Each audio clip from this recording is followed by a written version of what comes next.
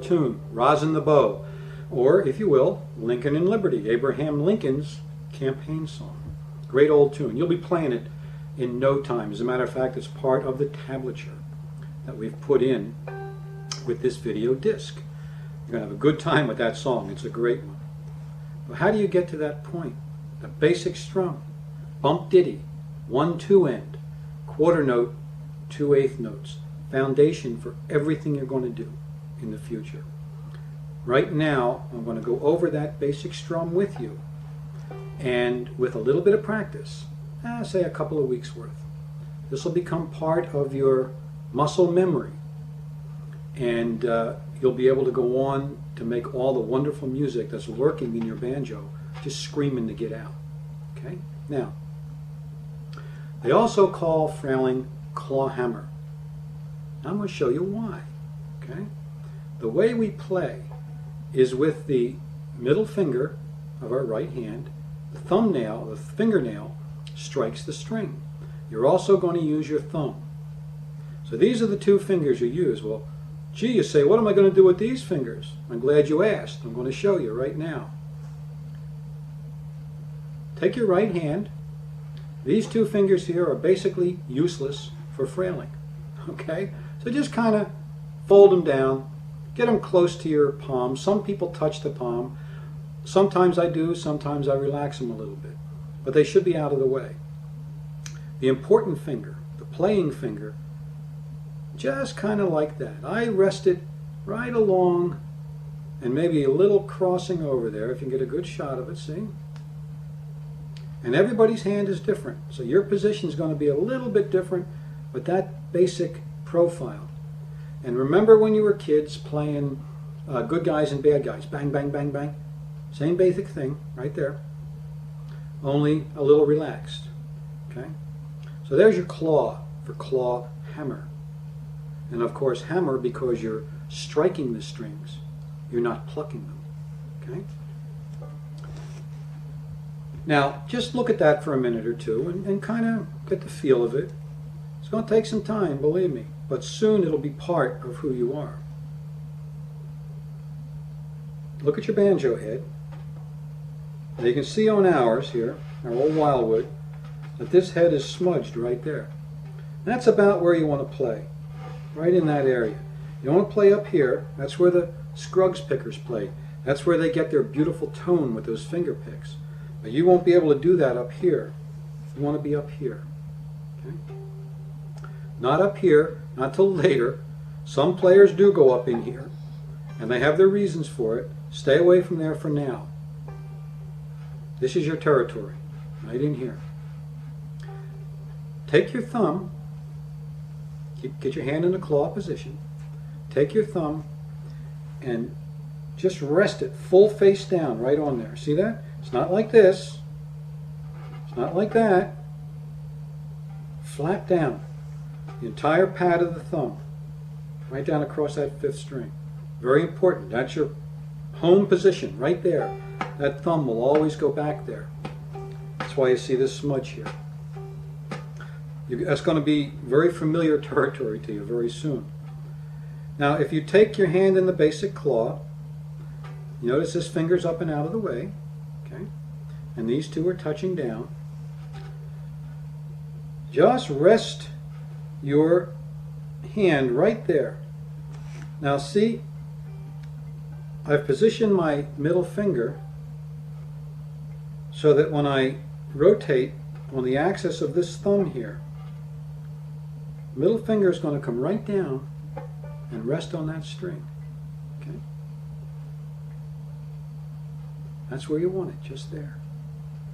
Now, if you want to hit other strings, all you have to do is close up the webbing of this hand here right between your thumb and your index finger. It's a very efficient movement. You don't have to do a lot of gesticulations and jump up and down. Watch what I'm saying. There I am resting on the first string. Now if I want to go to the fourth string, say, see how easy it is? Just like that. Look at my forearm. The movement there is basically coming from my forearm.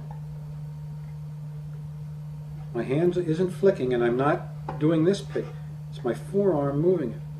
So the movement in your playing hand is minimal.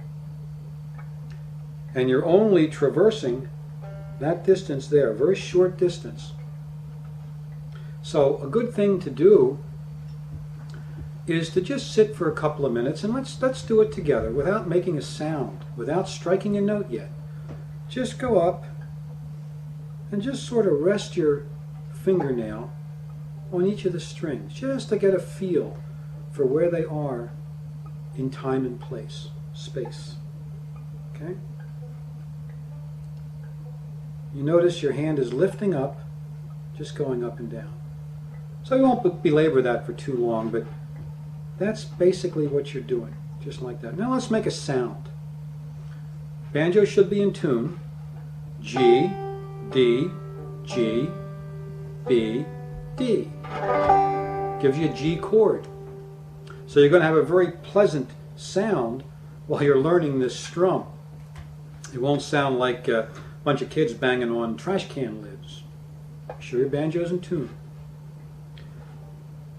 Now resting your thumb, okay, right on that string there,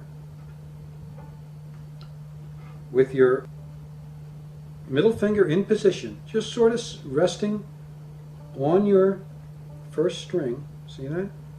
Raise up and strike it. Okay? See what I'm doing?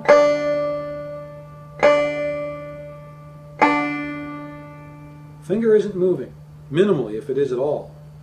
Movement is coming from the rotation and the movement of my forearm. Okay? Watch this again. See? Now after you strike, be sure to recover, because that's going to lead us into the next segment of the bump ditty strum, the basic frailing strum. So just kind of try to get a nice clear tone there. All right?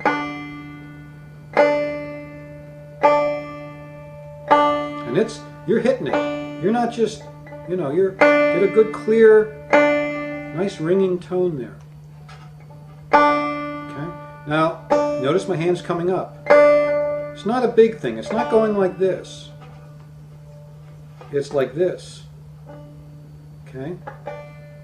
And being controlled by the motion of the forearm. I can't emphasize that enough in the beginning. Genesis again, I love it. Okay? So what we're going to do now is strike the note. Okay? And then just close up that gap, like you're going to go back and hit like maybe the third string. Okay? Just like that. It's almost a rocking motion. Okay? And you want to have some fun sometime. After you learn this, try to explain it to somebody. It's a trick. It really is. Okay? See that? Now the next thing we're going to do is our strum, which is the dit part of the bump ditty, or the two of the 1-2 end. Okay? So get your bump in, your quarter note, then you want to follow up with the strum, which is given an 8th note rhythmic value. Okay? So let's try that just for a second. Hear it?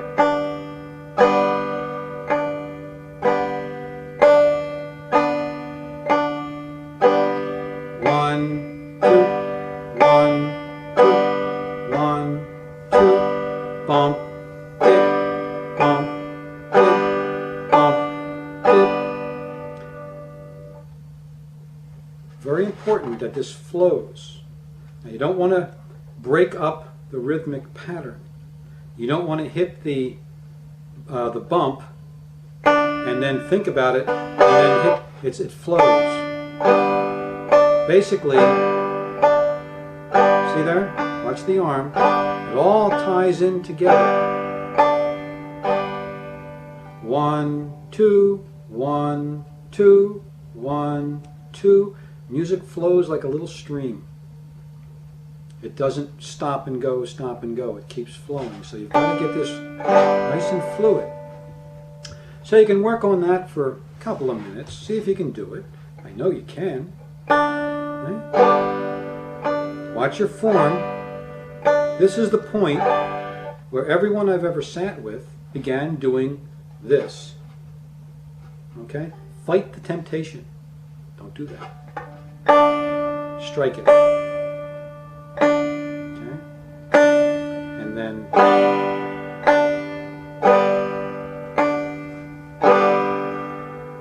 okay? I know you're doing it now because it's not that difficult. You just have to think about it. Eventually you won't think about it at all. You just pick it up and start. Okay? Now the thumb. What, you ask, does the thumb do? Well, I'm glad you did ask because now I'm going to show you. This is also extremely important. The thumb's place in this grand scheme. You're going to notice when you're strumming down, if your thumb is properly located on the 5th string, okay, and resting there fully across, as you strum down, look at that 5th string. It's depressing, isn't it? It's actually moving. And that's exactly what you want it to do. As your hand goes on the downward part of the strum, as soon as you clear, the instant that you clear the 1st string, you snap that off. It's almost a circular motion. I'm going to do it as slowly as I can to try and give you that idea. Now watch. See? Right back. The thumb is a pretty smart digit. It'll do whatever you ask it to do. See? This is exaggerated, but it's a circular. Depress, snap, and back. And until we get to drop thumb later on, that's all the thumb has to do. It's got a pretty easy life when you think about it. It's just making that little high G right there that's given so much fullness to this bump ditty strum. Just tags it off beautiful. Now I'm going to do a complete strum, and then we'll go through the whole thing again with you. Okay? Here we go.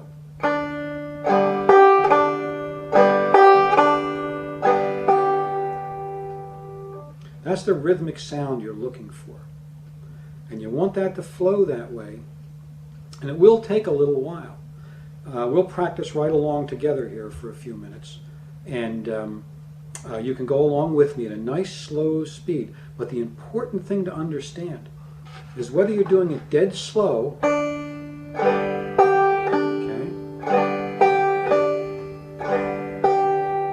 or maybe a little faster, or at a speed that I never play,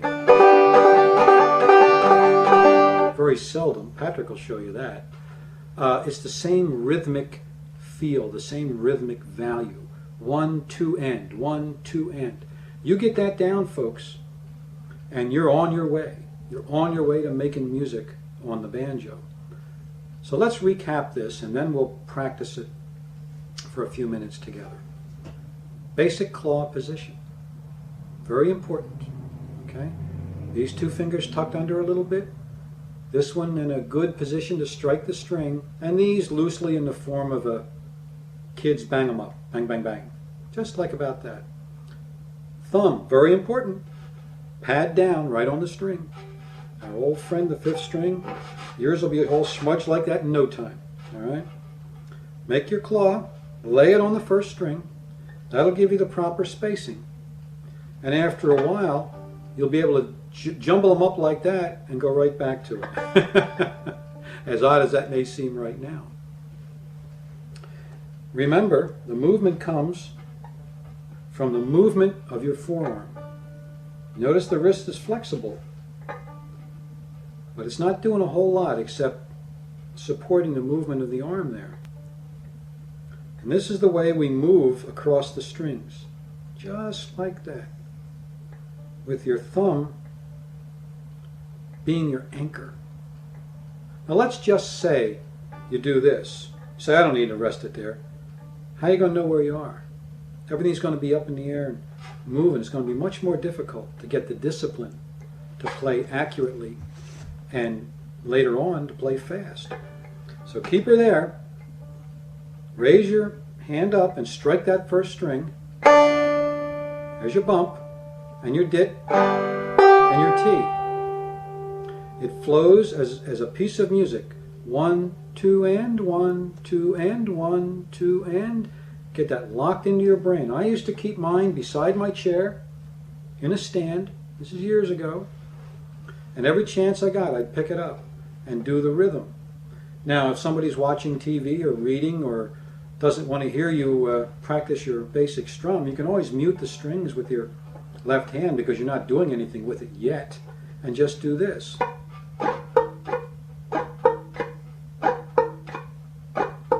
Won't bother anybody.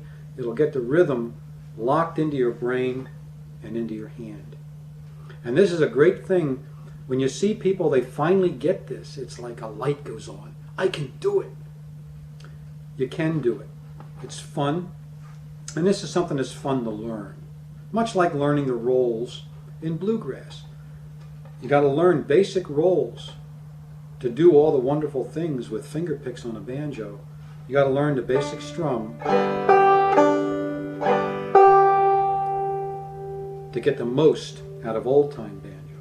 So let's play along for a minute, and then we'll just go out, and when we come back, we're going to work on chords, forming chords, and then we'll put the chords and the strum together, and you're on your way to playing your first song. Kind of exciting, isn't it? Okay, just let me go for a couple of minutes here, and play along at a nice easy pace, and then I'm going to pick it up to a moderate pace. When you get to the moderate pace and you can hold that and have a conversation and have things going on around you, then you're ready for the next level, which is forming your chords. Okay? I'm a firm believer in 80-20. If you wait until you're perfect, you'll never play the banjo. When you got it 80%, you'll know, your brain will tell you, then you're ready to move on. And as you combine other practice techniques, this will get better and better. I can't tell you how much joy the banjo has brought me over the years. And by the way, if you only got one banjo in the house, either go get another one and share it with your kid or your spouse or whatever, or get a mandolin or a guitar or even an auto harp or a dulcimer. Make music together. It's a lot more fun. Right now you're making it with me. Okay, isn't this fun? I think it is. Okay, basic strum. Just for a few minutes. I'm going to pick up the tempo a little bit, and you'll know when you're ready to go on. Bump, dit-tee, bump, dit-tee, 1, 2, and 1, 2, and. Watch your form. Remember, you're striking, you're not picking, you're striking. Thumb goes back every time, right there. Try to strum across at least 3 strings. You don't have to get the 4th one. If you can, God bless you, but it's not necessary. 3 is about perfect, okay? And remember, your thumb comes right after your strum. Hear it? Get that 1, 2 end rhythm. Now I'm going to pick it up a little bit. Rhythm's the same. Hand isn't moving still. Coming from the forearm. Okay. Speed has nothing to do with rhythm. Keep that rhythm. I'm going to slow it down again.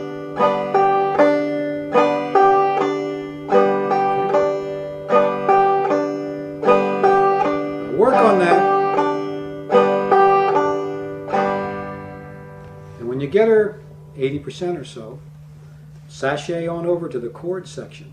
Then we get into the meat and potatoes. We put this lazy left hand to work. And after you learn your chords, I'm going to teach you a simple song. Then we're going to go into the salt and pepper of the banjo. Hammer-ons, pull-offs, slides, drop thumb. Lots more to come. Practice a little bit. We'll see you soon.